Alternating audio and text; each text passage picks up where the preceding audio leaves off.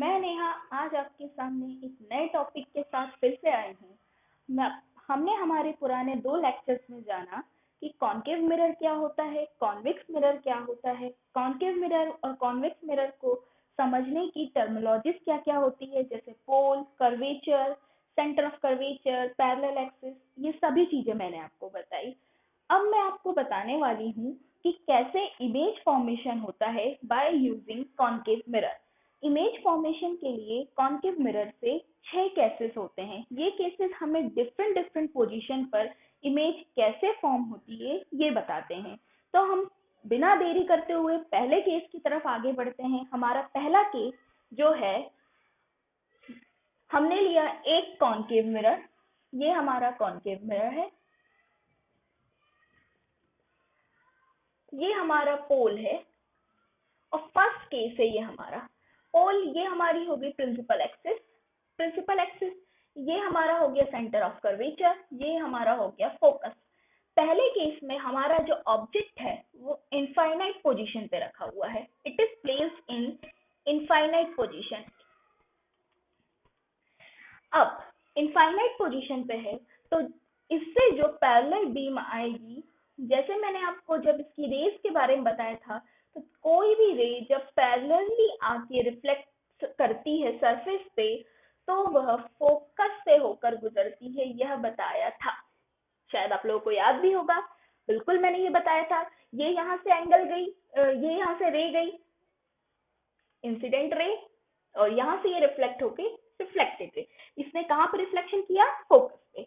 अब क्योंकि हमारा ऑब्जेक्ट इनफाइनाइट पे है तो यहाँ से एक रे निकली, उसने इसे इस बीम ने यहाँ पे जाके इंसिडेंट किया और फिर ये गई और फोकस पे जाके टकरा गई। तो हमारा जो ऑब्जेक्ट का इमेज आया है वो आया है फोकस पे। किस पोजीशन पे आया? फोकस पे। ये रे क्या हुई? यहाँ से पैरेलल गई और पैरेलल जाके फोकस पे ये दोनों इंटरसेक्ट कर गई। इसका मतलब पहली पोजीशन हमारी प्लेस कहाँ है? ऑब्जेक्ट की प्लेस है हमारा ये एट इनफाइनाइट। कहाँ पे है ये? इनफाइनाइट पे है। ओके, पोजीशन क्या है हमारे ऑब्जेक्ट की? पोजीशन क्या आ रही है ऑब्जेक्ट की इमेज की? At the focus. कहाँ पे बन रहा है हमारा इमेज? एट द फोकस बन रहा है। इमेज कैसा बन रहा है? इमेज बहुत छोटे साइज का बन रहा है, हाईली डिमिनिश्ड। हाईली डिमिनिश्ड बन रहा है हमारा, साथ ही साथ पॉइंट साइज का बन रहा है। किस साइज का बन रहा है? पॉइंट साइज का। नेक्स्ट, नेचर कैसा है? इस कॉन्केव के केस में जब भी हमारी इमेज बनेगी तो वो हमारी रियल एंड इन्वर्टेड बनेगी। कैसी बनेगी? रियल एंड इन्वर्टेड बनेगी। अब हम आते हैं सेकंड केस। सेकंड केस में ये हमारा हुआ concave mirror. This is our pole. ये हमारी हुई प्रिंसिपल एक्सिस।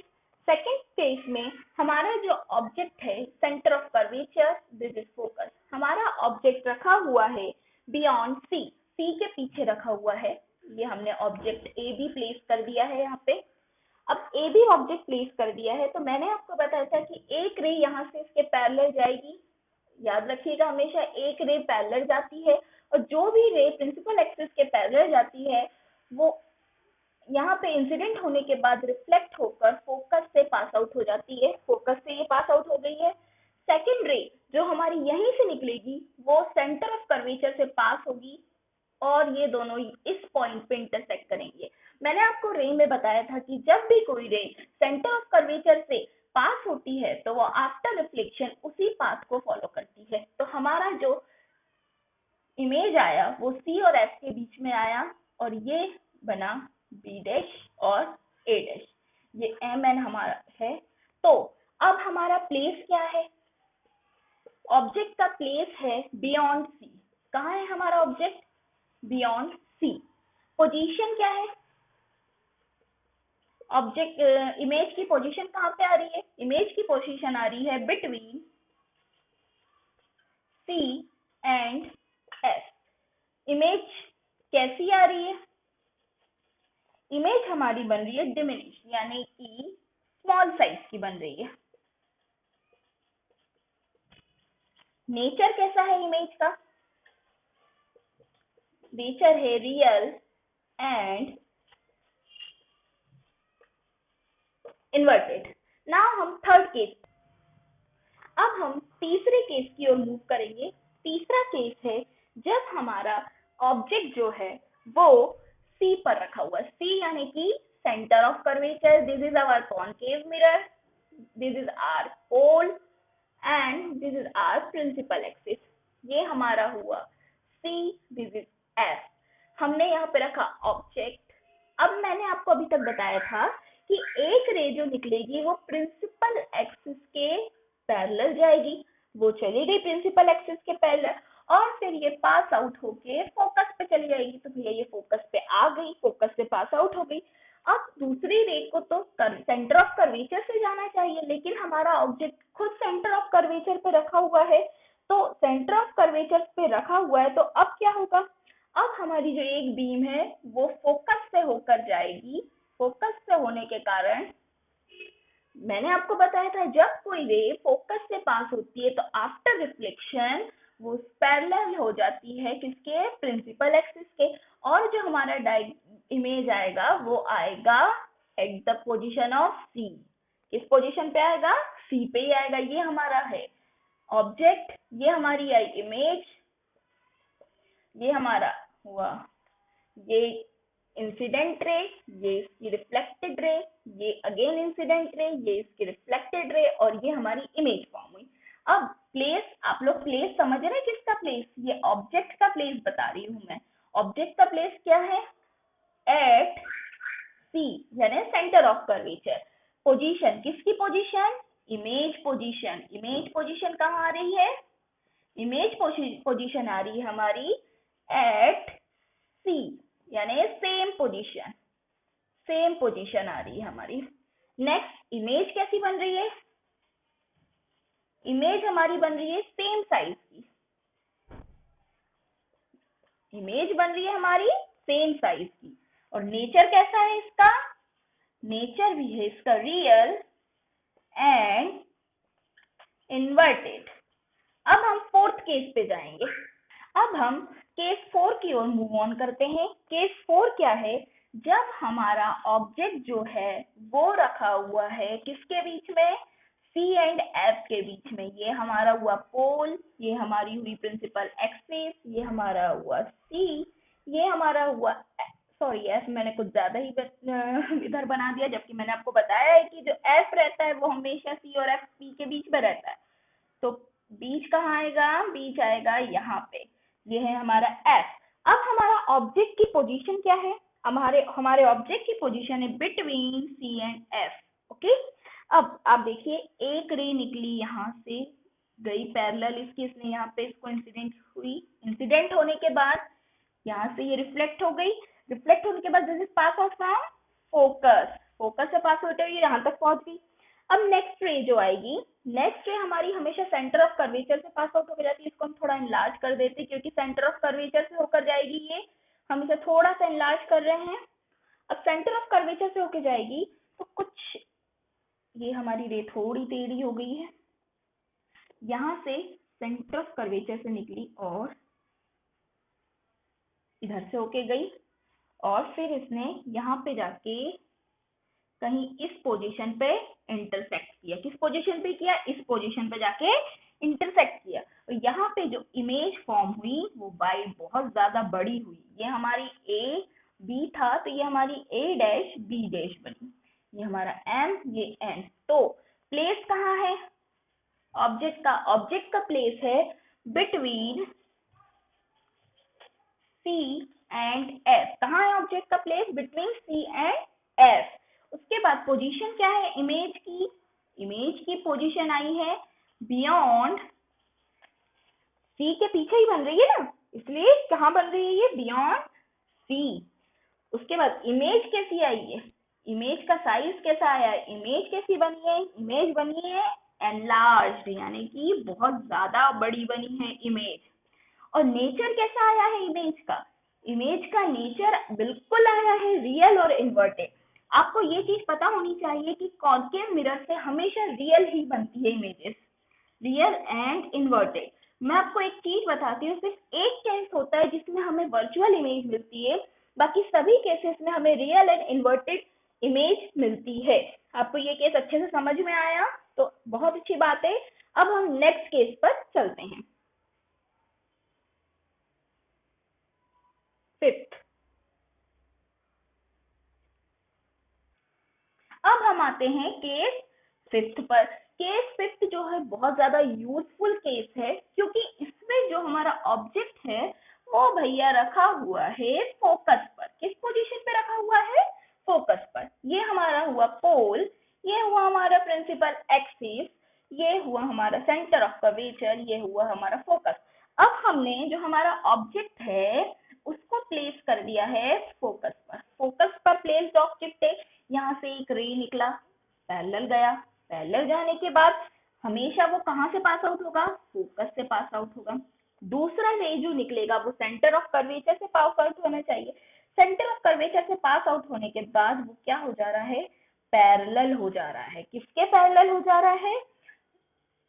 ये बीम के पैरेलल हो जा रहा है। मतलब कि इससे निकलने वाली, फोकस पे जब कोई ऑब्जेक्ट रखा जाता है तो उससे जितनी भी बीम्स निकलती है, जितनी भी रेस निकलती है, वो सभी आफ्टर रिफ्लेक्शन एक दूसरे के पैरेलल हो जाती है। कैसी हो जाती है? एक दूसरे के पैरेलल हो जाती है। इसमें प्लेस कहाँ है ऑब्जेक्ट का? ऑब्जेक्ट का प्लेस है एट फोकस एफ।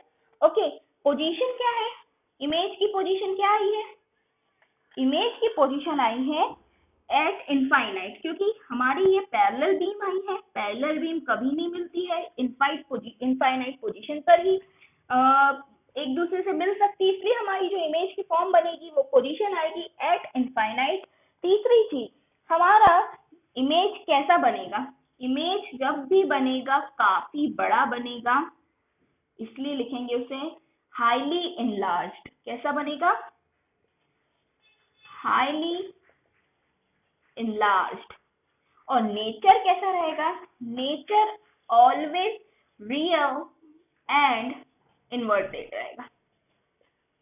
दोस्तों, इसका एक वाइडली यूज आपने हमेशा देखा होगा कि जो टॉर्च रहता है, ये सपोज टॉर्च है, टॉर्च में ये फोकस है, फोकस से जो भी रे निकलता है वो पैरेलल जाता है टॉर्च के, धीरे धीरे धीरे जाके फैलता जाता है, फैलता जाता है, फैलता जाता है, फैलता जाता है, फैलता जाता है, और एक अनंत बिंदु पे जाकर ये बहुत ज्यादा फैल जाता है। क्यों फैल जाता है ऐसा? ऐसा इसलिए फैल जाता है क्योंकि फोकस पे जो चीज रखी होती है उससे जो भी रेस पास आउट होती है वो आफ्टर रिफ्लेक्शन पैरेलल हो जाती है और हमारा टॉर्च लाइट बहुत दूर तक जाता है। तो आपको समझ में आया होगा इतना। Now we are moving in the last case, sixth case. Now हमारा सिक्स्थ केस और लास्ट केस हमारे कॉनकेव मिरर का। This is our concave mirror. अब हमने सारी पोजीशन पे रख दिया है, तो भैया पोल और फोकस ने क्या बिगाड़ा है? अब हमारे ऑब्जेक्ट ने सोचा कि क्यों ना अब हम फोकस और पोल के बीच में आ जाए। किसके बीच में आ जाए? फोकस एंड पोल के बीच में। अब ये हमारा ऑब्जेक्ट गया और ये पोल और फोकस के बीच में आ गया। पोल और फोकस के बीच में जैसे ही यहाँ से रे निकली तो उसने डायरेक्ट जाके यहाँ पे जिस एंगल से वो जाके इंसिडेंट हुआ उसी एंगल से वो रिफ्लेक्ट हो गया। उसी एंगल से वो क्या हो गया? रिफ्लेक्ट हो गया। अब यहाँ तो फोकस के पहले अब दूसरी रे जो निकली वो निकली कहाँ से? सेंटर ऑफ कर्वेचर से। और सेंटर ऑफ कर्वेचर की प्रॉपर्टी तो आपको पता है कि जिस वे में जाती है उसी वे में वापस आती है। मतलब यहाँ पे कोई इमेज फॉर्म नहीं हुई तो हम ऑब्वियसली हमारी जो इमेज बनेगी वो वर्चुअल बनेगी। वर्चुअल बनने के कारण इसको हम पीछे कहीं मिलता हुआ मानेंगे। सपोज ये इस पॉइंट पे मिला तो हमारी इमेज कहाँ बनेगी? इमेज बनेगी यहाँ। दिस इज ए बी, तो ये बन जाएगा ए डैश बी डैश। समझ में आया? मतलब कि इसका प्लेस कहाँ है? ऑब्जेक्ट का प्लेस है between F and P. Position क्या है ऑब्जेक्ट की? इमेज की पोजीशन कहाँ आ रही है? इमेज की पोजीशन आ रही है बिहाइंड द मिरर। कहाँ आ रही है? Behind the mirror. Behind the mirror image कैसी बन रही है? इमेज हमारी बन रही है, देखिए बड़ी बन रही है इससे इमेज, इसलिए इमेज बन रही है एनलार्ज्ड। और इसका इमेज का नेचर कैसा है? इमेज का नेचर है हमारा वर्चुअल, क्योंकि जब भी मिरर के पीछे बनेगी इमेज तो वो हमेशा वर्चुअल बनेगी। एंड इरेक्ट, इरेक्ट मतलब होती है जैसी की वैसी इमेज बनेगी, वर्चुअल बनेगी और जैसी की वैसी इमेज बनेगी। This is are all 6 cases of concave mirror. तो दोस्तों हमने कॉन्केव मिरर के 6 केसेस पढ़ लिए हैं। अब हम उसे क्विक रिकॉल देते हैं। आपको मैंने सबसे पहले बताया है कि कॉन्केव मिरर में ऑब्जेक्ट की पोजीशन इनफाइनाइट पे है। जैसी ऑब्जेक्ट इनफाइनाइट पे रहता है तो पोजीशन क्या आती है इमेज की पोजीशन आती है फोकस पे। इमेज बनती है बहुत छोटी और नेचर उसका रियल इन्वर्टेड रहता है। सेकंड में हमारा ऑब्जेक्ट आ जाता है किस पोजीशन पे? सी के जस्ट पीछे, सेंटर ऑफ कर्वेचर के जस्ट पीछे। इमेज की पोजीशन कहाँ जाती है? सी और एफ के बीच में आ जाती है। इमेज बनती है बहुत छोटी, बिल्कुल छोटे साइज की। नेचर आता है real and inverted. Third case में जो हमारा ऑब्जेक्ट है वो ऑलरेडी सेंटर ऑफ कर्वेचर पे रखा हुआ है, तो हमारी जो इमेज की पोजीशन कहाँ आती है? सेम पोजीशन पे आती है इमेज हमारी सेम साइज की बनती है। इमेज का नेचर आता है real and inverted. Fourth case में हमारा जो ऑब्जेक्ट है वो रखा हुआ है सी और एफ, मतलब सेंटर ऑफ कर्वेचर और फोकस के बीच में रखा हुआ है हमारा ऑब्जेक्ट की इमेज की पोजीशन आती है बियॉन्ड सी के पीछे आ जाती है। इमेज बनती है, काफी बड़ी इमेज बनती है और नेचर होता है उसका real and inverted. Fifth case में हमारे जो ऑब्जेक्ट का प्लेस है वो फोकस पे आ रहा है। हमारा ऑब्जेक्ट किस पोजीशन पे आ रहा है? फोकस पे आ रहा है। और जो हमारी इमेज बन रही है वो इनफाइनाइट में बन रही है। कहाँ पे बन रही है? इनफाइनाइट पे। इमेज बनती है बहुत ज्यादा बड़ी बनती है, नेचर उसका हमेशा रियल और इन्वर्टेड रहता है। सिक्स्थ केस में हमारे जो ऑब्जेक्ट है वो बिटवीन एफ एंड टी रखा हुआ है। उसकी इमेज की पोजीशन आती है बिहाइंड द मिरर आती है।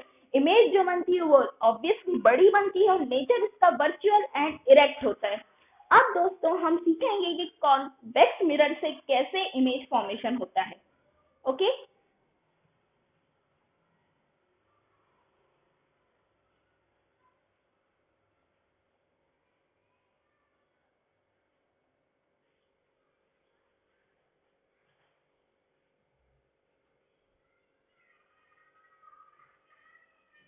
अब मैं आपको बताने वाली हूँ image formation by convex mirror.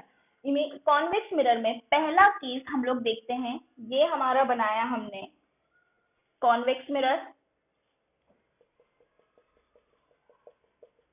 ये हमारा हुआ पोल का हमने पी थोड़ा ऊपर बना देते हैं, यहाँ पे पोल। ये हमारी गई प्रिंसिपल एक्सिस।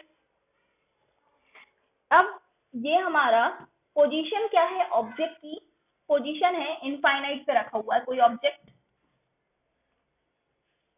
इनफाइनाइट पे रखा हुआ है, नीचे तक रखा हुआ है, बिल्कुल रखा हुआ है। यहाँ से एक बीम आई, इनफाइनाइट से आई, वो यहाँ पे गई। ठीक है, ये भी इनफाइनाइट से आई, यहाँ पे गई। ये भी इनफाइनाइट से आई, यहाँ पे गई। अब रिफ्लेक्शन होगा तो ये यहाँ से ऐसी हो जाएगी। ये क्योंकि सेंटर ऑफ कर्वेचर है, यहाँ से यही वापस हो जाएगी। ये यहाँ से यहाँ है तो ये यहाँ से यहाँ रिफ्लेक्ट हो जाएगी। लेकिन ये हमारा कॉन्वेक्स मिरर है तो हमारा जो इमेज आता है वो पीछे आता है, वर्चुअली आता है। तो हम यहाँ पे कहीं ये मिलता हुआ प्रतीत होगा, ऐसा लगेगा कि ये यहाँ कहीं जाके एक दूसरे से मिल रहे हैं। तो ये पोजीशन, जिस पोजीशन पे ये मिल रहा है यहाँ पे हमें हमारा इमेज मिल जाएगा और ये रहेगा एस, मतलब फोकस। तो हमारा जो ऑब्जेक्ट है वो किस पोजीशन पे रखा हुआ है? Eight infinite. किस पोजीशन पे रखा हुआ है? Eight infinite. अब यहाँ पे पोजीशन ऑफ ऑब्जेक्ट लिखती हूँ मैं। पोजीशन ऑफ ऑब्जेक्ट कहाँ पे है? Eight infinite. इनफाइनाइट पे रखा हुआ है पोजीशन। इमेज कहाँ बन रही है? इमेज फॉर्मेशन कहाँ हो रहा है? Behind the mirror. कहाँ बन रही है इमेज? बिहाइंड द मिरर बन रही है। Behind the mirror. इमेज किस साइज के बन रही है, साइज ऑफ इमेज आपको एक डॉट के रूप में दिख रही है, मतलब बहुत ही ज्यादा छोटी। पॉइंट साइज किस साइज में बन रही है, point size and highly diminished.